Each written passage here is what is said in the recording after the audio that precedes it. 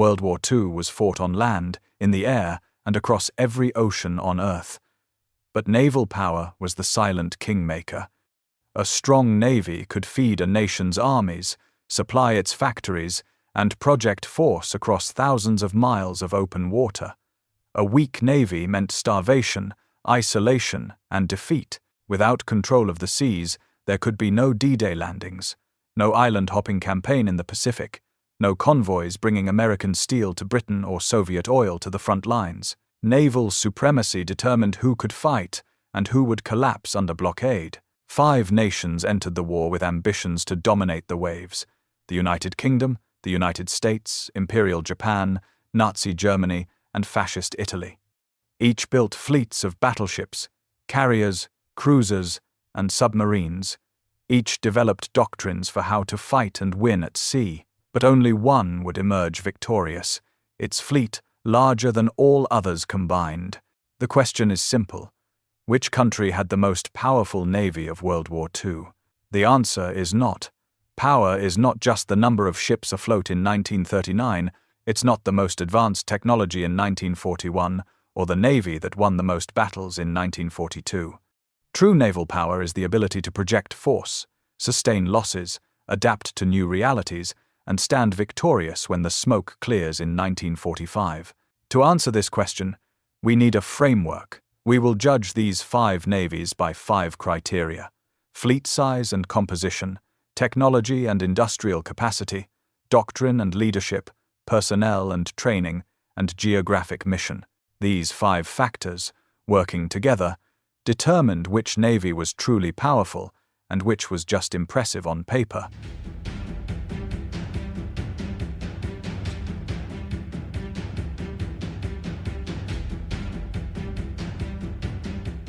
The 5 criteria of naval power. Before we rank the contenders, we need to define what powerful actually means. A navy is not powerful because it has the most ships. It's not powerful because it wins a single glorious battle. Naval power is a combination of 5 interlocking factors, and a navy that fails in any one of them is vulnerable. Criterion 1: fleet size and composition. This is the most obvious measure. How many ships does a navy have, and what kind? But raw numbers don't tell the whole story. A fleet with 20 battleships and no aircraft carriers is a dinosaur in 1940. A powerful fleet needs balance: capital ships like carriers and battleships, screening forces like cruisers and destroyers, a submarine arm, and the unglamorous but critical fleet train of oilers, tenders, and supply ships. Without logistics, a fleet is just expensive metal anchored in port. Criterion 2: technology, design, and industrial capacity. A navy is only as good as the industrial base behind it. This criterion has 2 parts. First, does the navy possess a technological edge? Superior ship design, radar, sonar, aviation, or weaponry can multiply the effectiveness of a smaller fleet. Second, can the nation replace its losses? How fast can it build new ships, repair damaged ones, and innovate under pressure? A navy that loses a carrier and replaces it with 3 is far more powerful than one that cannot replace its losses at all. Criterion 3: doctrine, strategy, and leadership. How does a navy plan to fight? A brilliant doctrine can make a smaller fleet devastatingly effective. A flawed one can doom a larger fleet to irrelevance. This category includes grand strategy, commerce raiding versus decisive fleet battle, tactical acumen of its admirals, and the integration of new technologies like air power and signals intelligence. Doctrine is the software that runs the hardware. Criterion 4: personnel, training, and experience. Ships are worthless without the sailors and officers who crew them. What is the standard of training for pilots, gunners, and damage control teams? Does the Navy foster initiative and adaptability in its commanders, or demand rigid obedience? An elite, veteran corps of sailors can prove decisive, but only if that corps is sustainable. A Navy that burns through its best people and cannot replace them is living on borrowed time. Criterion 5: geographic reality and mission. What is the Navy for? A navy's power is relative to its objectives. The Royal Navy's mission was global: protect a worldwide empire, keep Atlantic supply lines open, and blockade enemies in Europe. Germany's Kriegsmarine had a simpler mission: sever those same supply lines. A navy built for regional dominance in the Mediterranean cannot be judged by the same standard as a two-ocean power. Success is measured against mission, not against an abstract ideal. These 5 criteria will guide our analysis. Now let's meet the contenders.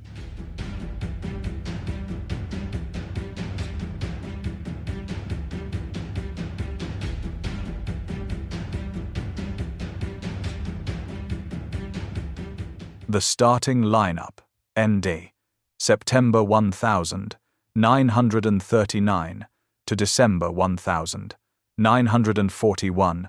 When the war began in September 1939, the naval landscape was the product of 2 decades of treaties, budget cuts, and frantic rearmament. The Washington Naval Treaty of 1922 had capped battleship tonnage and carrier numbers, freezing the naval order for a generation. By the late 1930s, that order was crumbling. Contender 1: the Royal Navy. The global hegemon.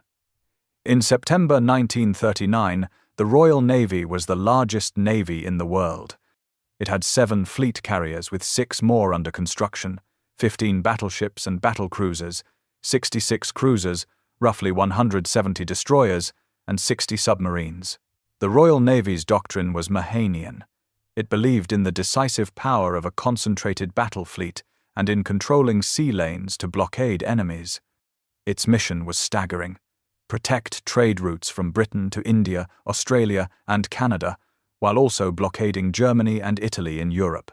Its strengths were undeniable: unmatched size, a corps of highly experienced professional officers, and a global network of bases from Gibraltar to Malta to Singapore. It had a technological lead in ASDIC, an early form of sonar, but it had weaknesses. The 10-year rule had gutted modernization throughout the 1920s and early 30s. Its fleet air arm had only regained independence from the Royal Air Force in 1937 and flew obsolete biplanes like the Fairey Swordfish. The Royal Navy was stretched dangerously thin. Contender 2: the United States Navy, the rising giant. In December 1941, the U.S. Navy had 7 fleet carriers and 1 escort carrier, 17 battleships, 37 cruisers, roughly 170 destroyers, and 110 submarines.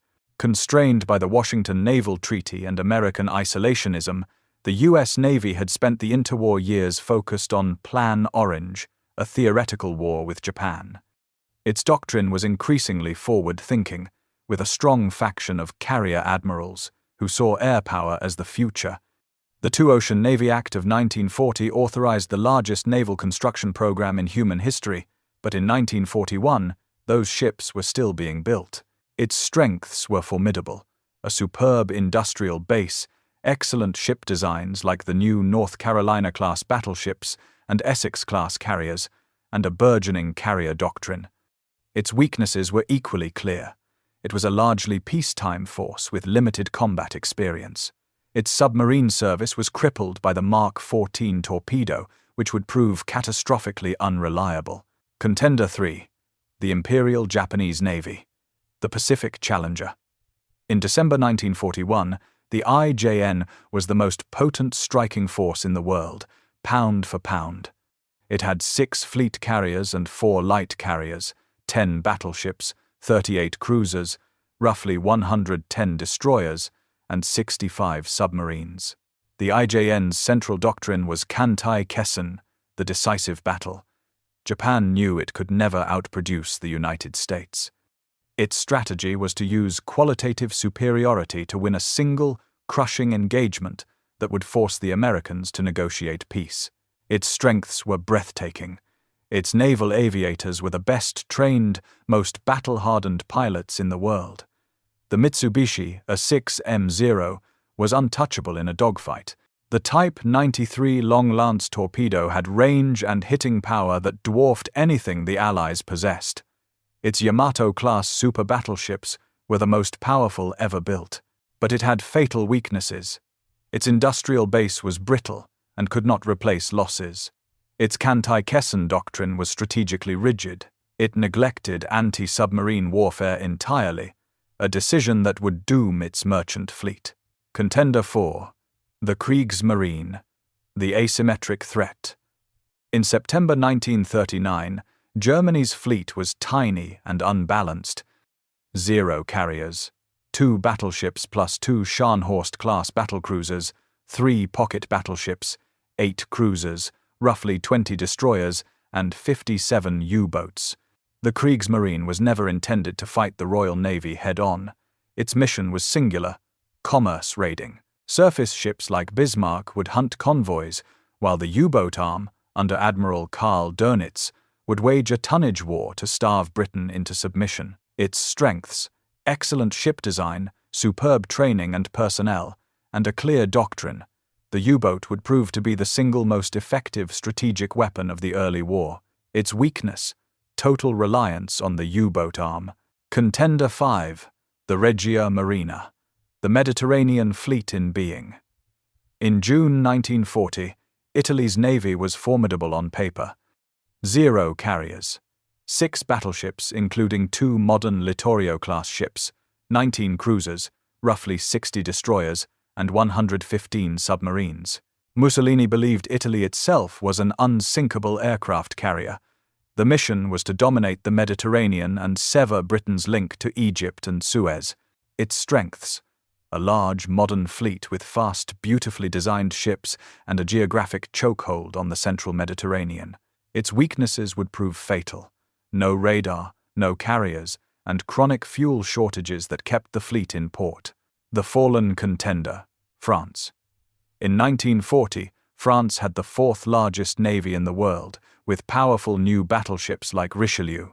After France fell in June 1940, the British attacked it at Mers el-Kebir to prevent German seizure.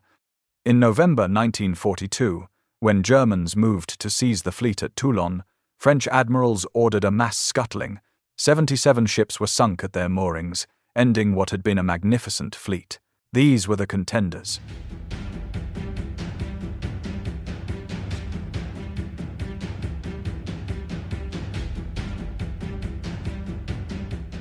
The tools of victory: technology and machines. A navy's power is a direct reflection of its technology. In World War II, the gap between winner and loser was often measured in inches of armor plate, the range of a radar set, or the reliability of a torpedo. The battleship duel: Yamato versus Iowa. The war began as a battleship's world. 2 ships represented the apex of this philosophy: Japan's Yamato and America's Iowa. Yamato was the largest battleship ever built. At 72,000 tons with 18.1-inch guns, it was a floating fortress designed to be immune to every existing naval gun in the world. It was the ultimate expression of anti-Kesson doctrine: build a ship so powerful it could win the decisive battle single-handedly. Iowa was an athlete. At 57,000 tons with 16-inch guns, it was the perfect blend of speed, armor, and firepower. But Iowa had 2 critical advantages. First, speed. Iowa could make 33 knots to Yamato's 27. That 6-knot difference meant Iowa could dictate the terms of engagement, choosing when and where to fight. Second, radar. Iowa's Mark 8 radar-guided fire control was revolutionary. It could see Yamato first, land accurate salvos from over the horizon, and do so in total darkness or bad weather. Yamato relied on optical rangefinders and marker shells, World War I technology. In a clear-day gunnery duel at close range, Yamato had the edge. In any other scenario at night, in a storm, or in a running battle, Iowa's superior speed and fire control would almost certainly win, but the point was moot. By the time these ships were completed, the battleship era was over. The new queen, the aircraft carrier. The carrier was the ultimate expression of naval power. The United States and Japan led the world in carrier design, but with fundamentally different philosophies. The U.S. Navy's Essex class was a robust, mass-produced arsenal ship carrying roughly 90 planes. Its single greatest feature was damage control. With extensive compartmentalization, CO2 flooding systems, and brilliantly trained crews, U.S. carriers could absorb astonishing punishment. USS Franklin was hit by 2 bombs that detonated fueled and armed planes on its hangar deck, killing over 800 men. It survived and made it home under its own power.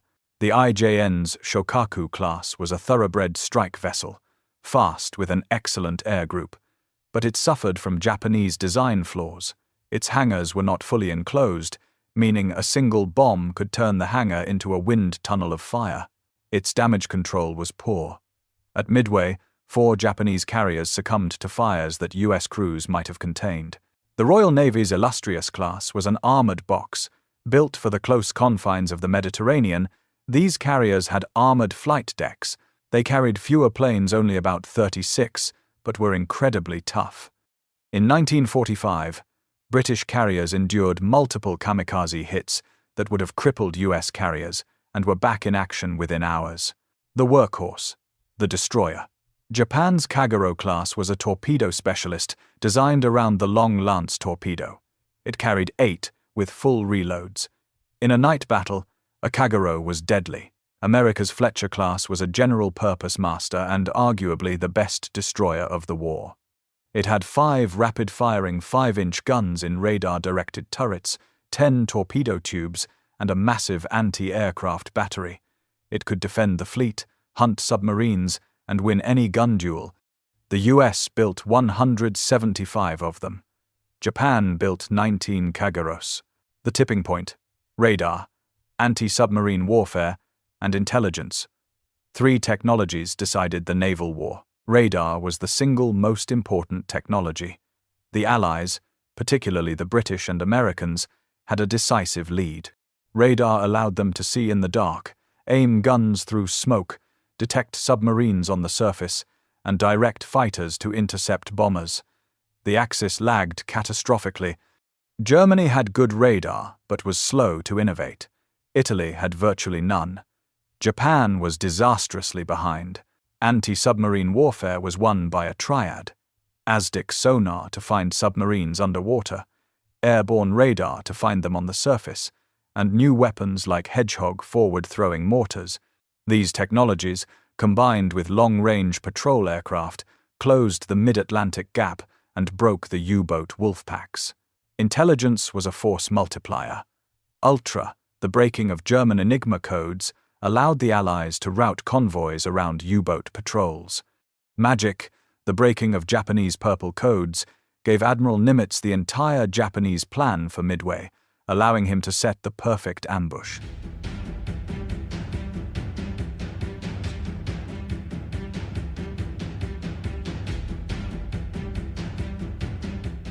The Atlantic Crucible, L.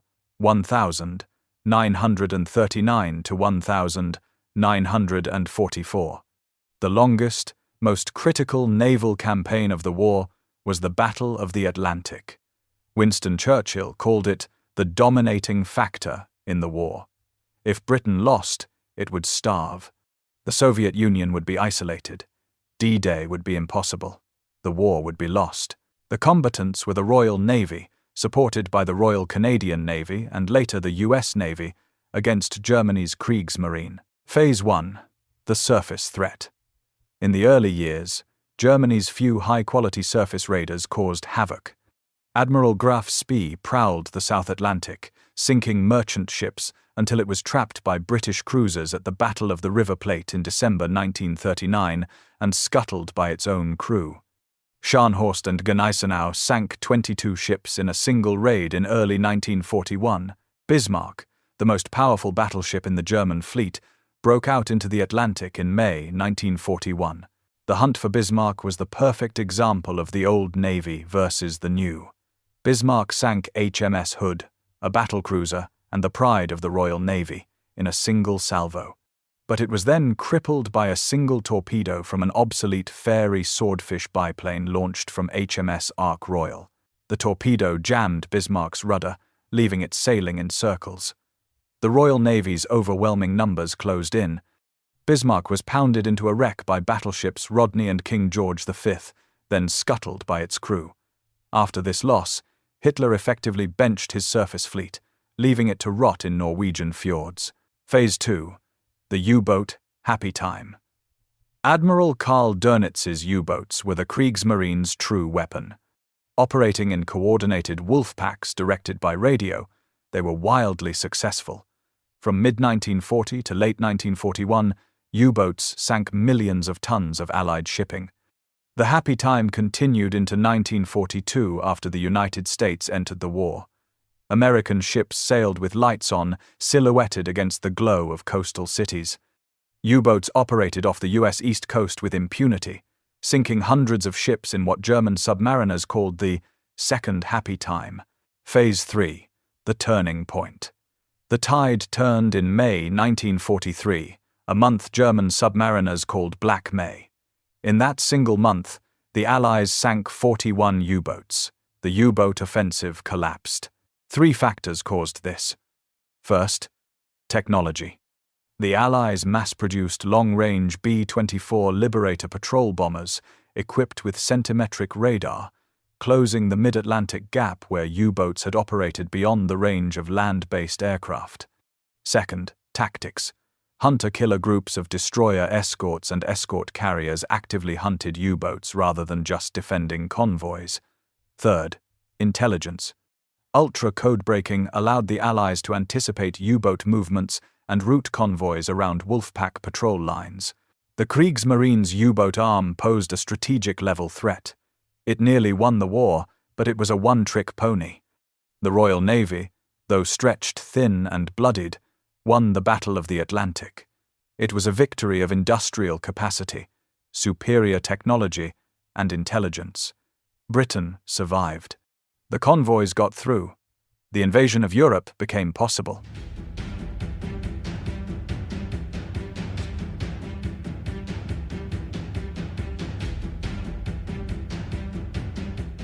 The Mediterranean Enclosure, TI men, 1,940 to 1,943. While the Atlantic was a war of logistics, the Mediterranean was a brutal, close-quarters brawl for control of sea lanes supplying North Africa. The combatants were the Royal Navy against the Italian Regia Marina, with heavy German Luftwaffe support. On paper, the Regia Marina should have dominated. It had a modern, powerful fleet in its home waters. The Royal Navy was fighting at the end of long supply lines from Gibraltar and Alexandria, but material reality shattered Italy's promise. Taranto.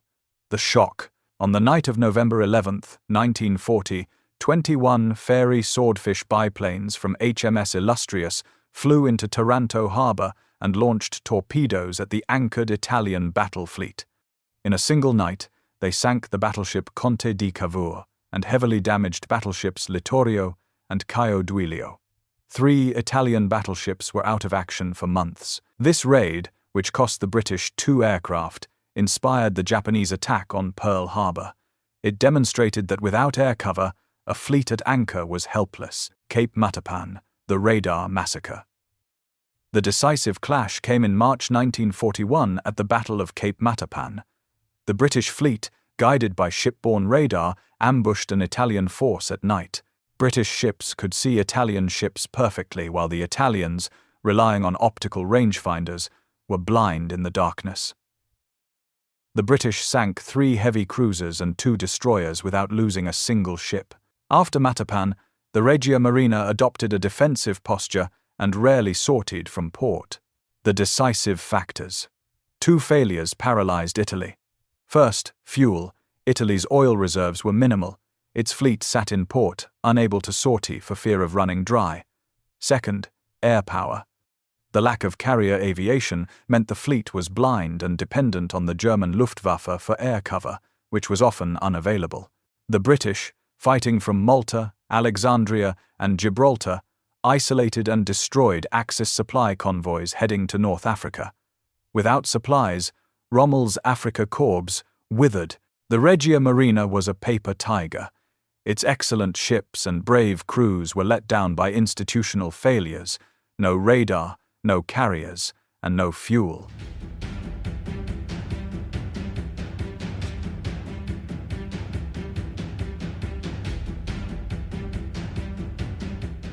The Pacific War of Annihilation, December 1941 to June 1942. The Pacific War was the largest naval conflict in history, a carrier-on-carrier showdown between the two most advanced naval powers. It was a war of annihilation. The combatants were the Imperial Japanese Navy against the United States Navy, with the British Pacific Fleet as a late-war partner. Phase 1. The IJN Juggernaut. From December 1941 to June 1942, the Imperial Japanese Navy executed the most stunning 6-month naval campaign in history. Its Kido Butai carrier strike force, with its elite pilots, was unstoppable. On December 7, 1941, 6 Japanese carriers launched a surprise attack on Pearl Harbor. They sank or damaged 8 battleships and destroyed 188 aircraft. The U.S. Pacific Fleet's battleship line was crippled. 3 days later, Japanese aircraft sank HMS Prince of Wales and HMS Repulse off the coast of Malaya. These were modern capital ships at sea with destroyer escorts, sunk by air power alone. It was proof that the battleship era was over. In February 1942, the Battle of the Java Sea ended in disaster for the Allies. A combined American, British, Dutch, and Australian fleet was annihilated by Japanese surface forces. The IJN controlled the Pacific. Phase 2, the turning point. Then came Midway. In June 1942, Admiral Yamamoto planned to lure the U.S. Pacific Fleet into a decisive battle and destroy it. He sent 4 fleet carriers, Akagi, Kaga, Soryu, and Hiryu, to strike Midway Island. But Admiral Nimitz knew the plan. Magic codebreakers had decrypted Japanese communications. Nimitz positioned 3 U.S. carriers, Enterprise, Hornet, and Yorktown, in ambush. On the morning of June 4th, U.S. dive bombers from Enterprise and Yorktown caught the Japanese carriers with their decks full of fueled and armed planes being rearmed for a second strike. In 5 minutes, 3 Japanese carriers were turned into floating infernos. The 4th, Hiryu, was sunk that afternoon.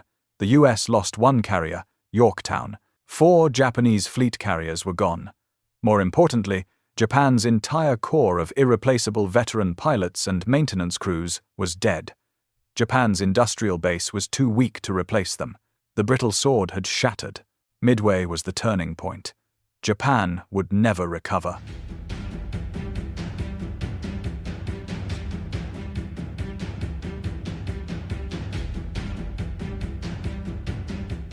Guadalcanal and the grinding Attrition, 900, August 1942 to February 1943. After Midway, the United States began its offensive. The target was Guadalcanal, a jungle-covered island in the Solomon Chain. The campaign lasted 6 months, from August 1942 to February 1943. It was a grinding war of attrition on land, in the air, and at sea, the night battles. At night, the Imperial Japanese Navy dominated. Japanese destroyers and cruisers, armed with long-lance torpedoes and trained in night-fighting tactics, won a series of brutal surface engagements. The Battle of Savo Island in August 1942 was a disaster for the Allies. Japanese cruisers ambushed an Allied task force guarding the landing beaches, sinking 4 cruisers in a single night without losing a ship. But in daylight, U.S. air power from Henderson Field on Guadalcanal and from carriers offshore dominated. Japanese convoys trying to resupply their troops were slaughtered.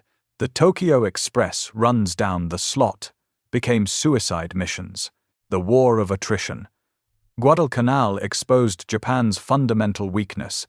It could win tactical battles. It could sink more ships than it lost in individual engagements. But it couldn't replace those losses.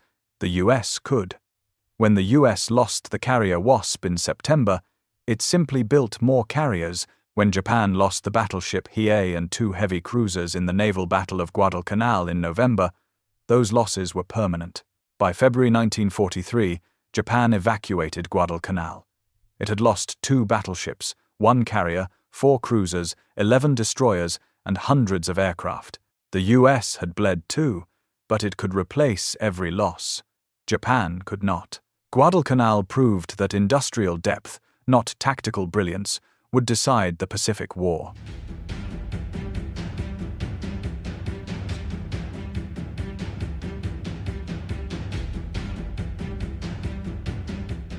The Turkey Shoot and Leyte Gulf, 43, 1943 to 1945. By 1943, the balance of power had shifted decisively. The United States Navy's new generation of ships and airmen arrived. The Imperial Japanese Navy was fighting on borrowed time, the Great Marianas Turkey Shoot.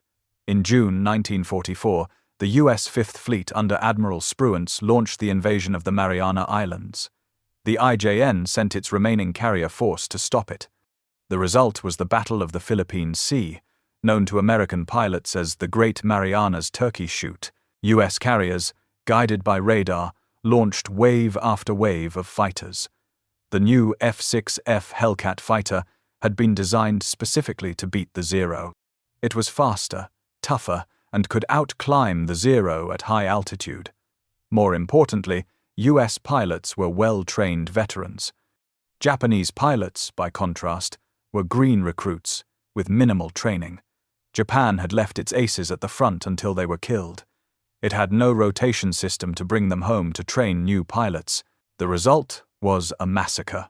The U.S. lost 123 aircraft. Japan lost over 600 planes and 3 carriers. Japanese naval aviation ceased to exist as an effective force. Leyte Gulf. The death of the IJN. In October 1944, the U.S. invaded the Philippines. The IJN threw everything it had left into a final Kantay Quezon. It was the largest naval battle in history, fought over 4 days across multiple engagements. The Japanese plan was complex, involving 3 separate fleets converging on Leyte Gulf. The U.S. Seventh Fleet, supporting the landings, was nearly caught by Japanese battleships in the battle off Samar. But escort carriers and destroyers fought a desperate delaying action long enough for Admiral Halsey's Third Fleet to return and finish the job. By the end, the IJN had lost 4 carriers, 3 battleships, 10 cruisers, and 11 destroyers. It was annihilated as a coherent fighting force, the British Pacific Fleet. By 1945, a massive Royal Navy fleet, designated Task Force 57, joined the fight. Its armored carriers proved highly effective against kamikaze attacks while supporting the invasion of Okinawa. The British were back in the Pacific, Yamato's last sortie. In April 1945, the super battleship Yamato was sent on a one-way suicide mission to Okinawa. It had fuel for a one-way trip and no air cover. U.S. carrier planes swarmed it, hitting it with at least 11 torpedoes and 6 bombs. Yamato capsized and exploded, killing nearly 3,000 men. It was a symbolic end. The battleship era died, the carrier reigned supreme, and only one navy had both in overwhelming numbers.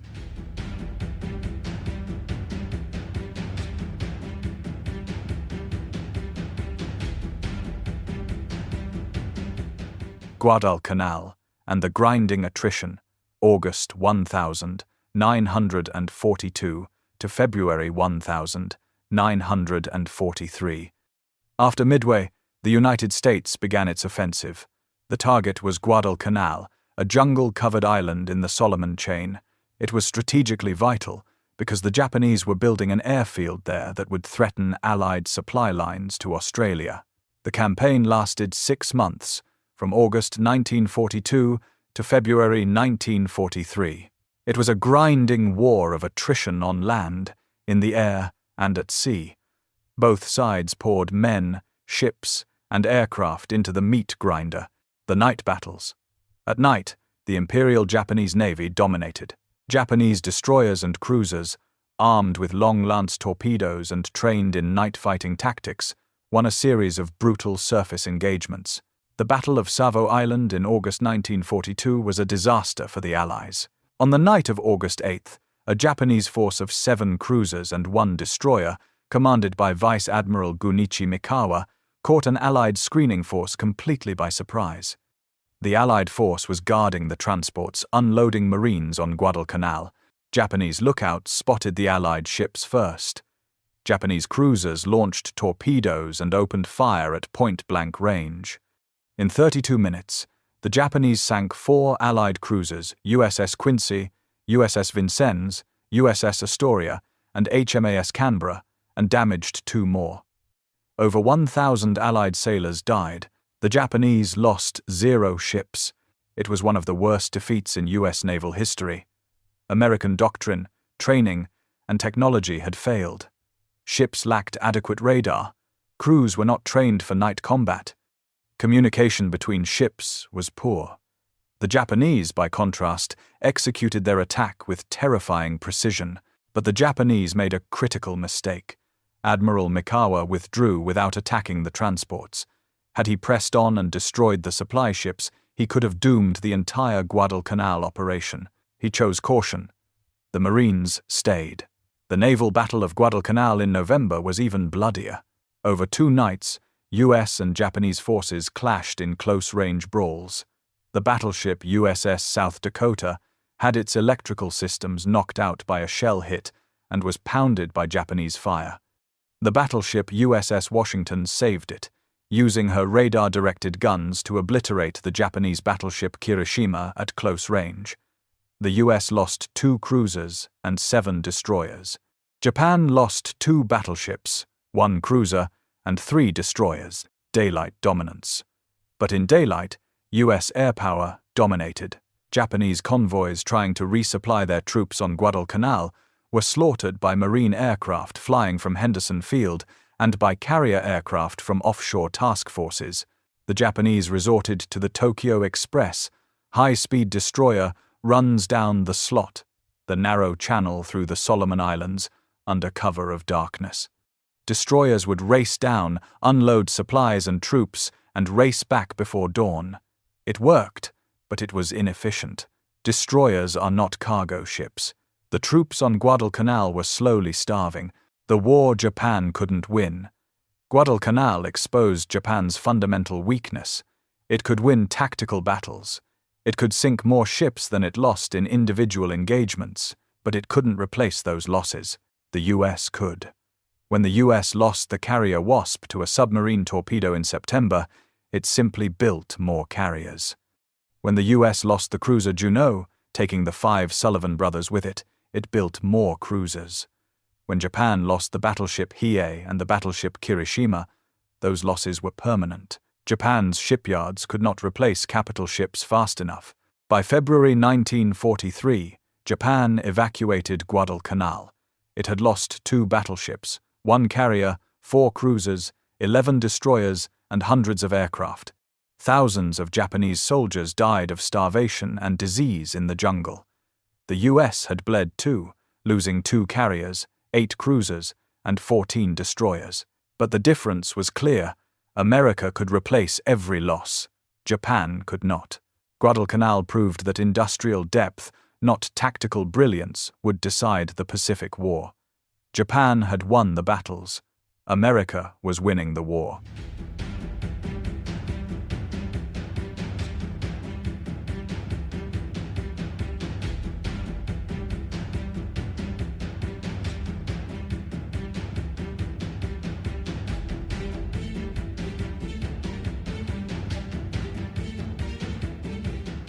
The Turkey Shoot and Leyte Gulf, 1,943 to 1,945. By 1943, the balance of power had shifted decisively.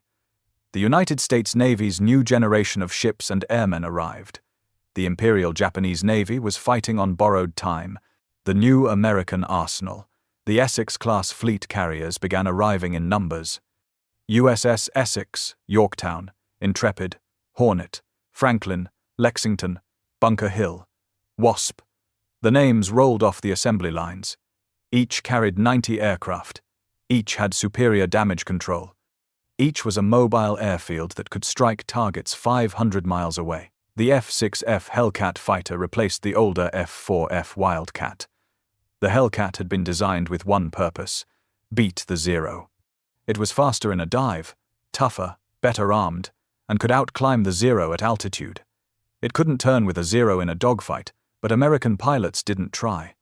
They used superior speed and teamwork, slashing through Japanese formations and disengaging before the Zeros could respond. American pilots were also better trained. While Japan left its aces at the front until they were killed, the US rotated experienced pilots home to train new generations.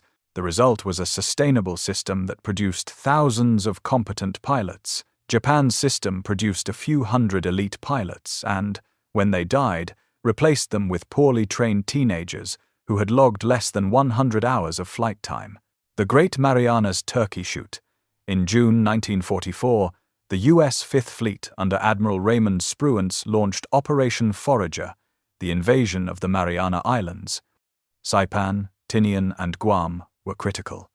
If captured, they would put American B-29 bombers within range of the Japanese home islands. The Imperial Japanese Navy sent its remaining carrier force to stop the invasion. Vice Admiral Jisaburo Ozawa commanded 9 carriers with 470 aircraft.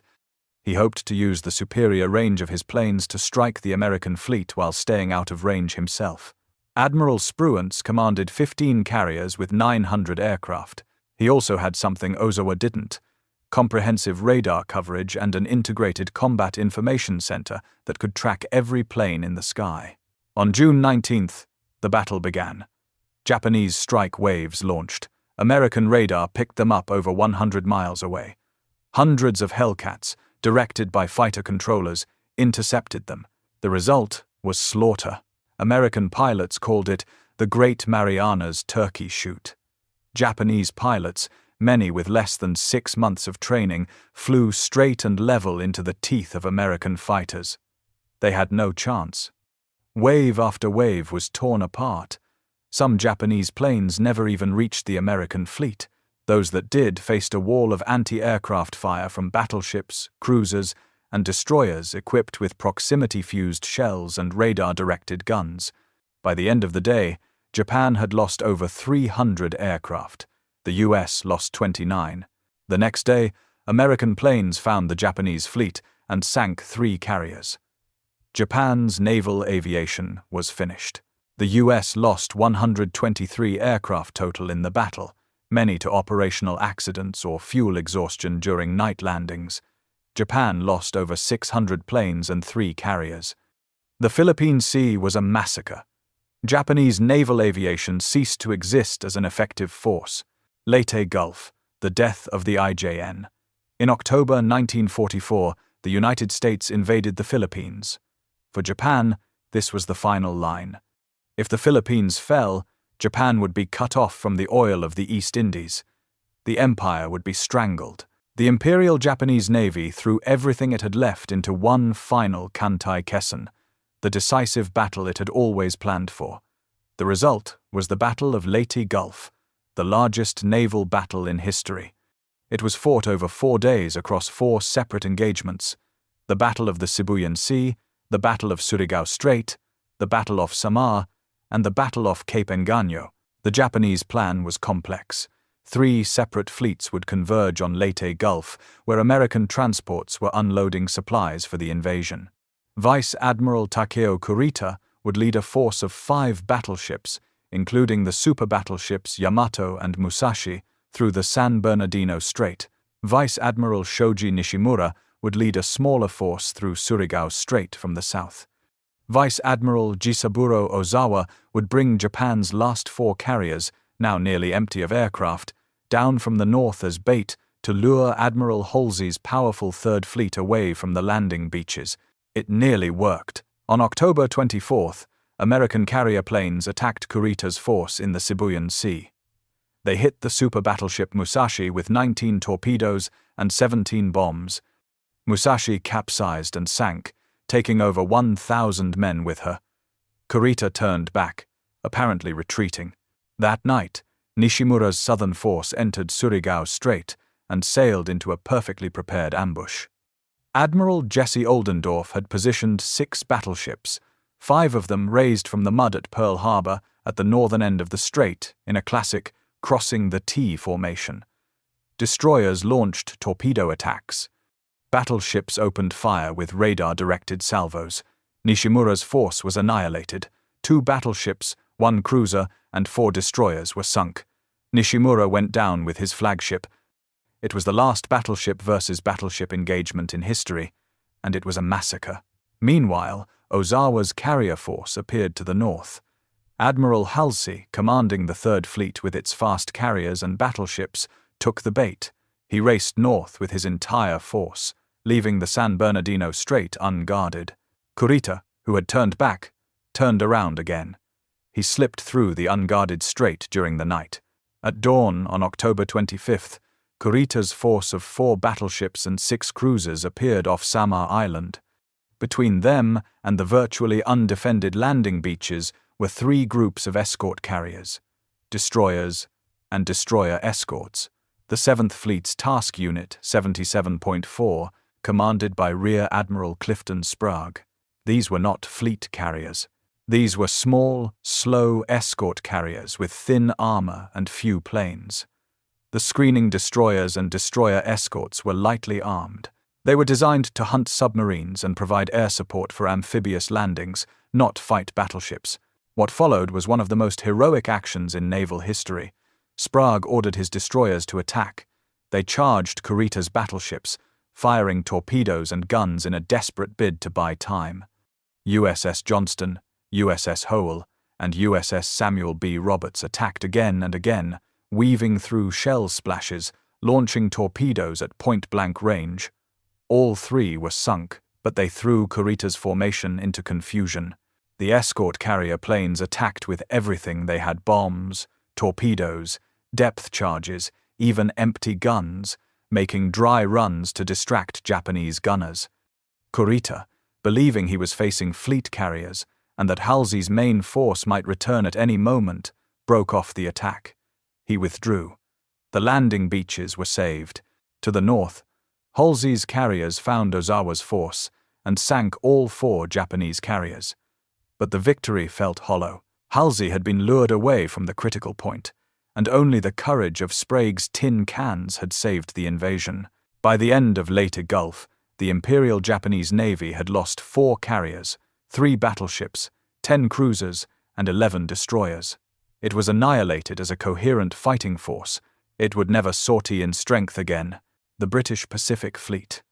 By 1945, the Royal Navy returned to the Pacific in strength.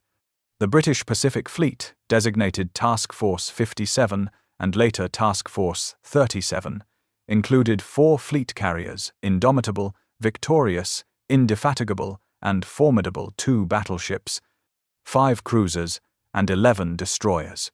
It was the most powerful fleet Britain had ever sent east of Suez.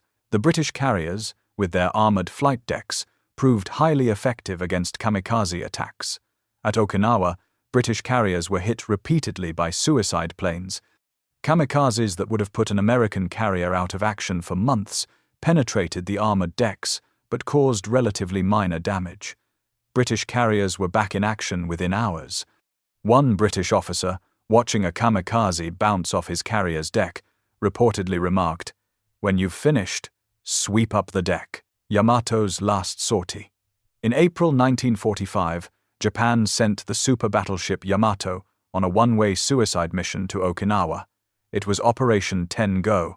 Yamato had fuel for a one-way trip. It had no air cover. The plan was to beach the ship on Okinawa and use it as an unsinkable fortress, firing its massive guns in support of the island's defenders until it was destroyed. Yamato never made it. American submarines spotted the force shortly after it left port. Admiral Spruance positioned his carriers for an ambush. On April 7th, nearly 400 American carrier planes swarmed Yamato and its escorts. The super battleship was hit by at least 11 torpedoes and 6 bombs. Its armor, designed to resist 16-inch gunfire, was useless against aircraft torpedoes hitting below the waterline. Yamato capsized and exploded, creating a mushroom cloud visible 100 miles away. Nearly 3,000 men died. Only 280 survived. It was a symbolic end. The battleship era died in the waters off Okinawa. The carrier reigned supreme. and only one navy had carriers in overwhelming numbers.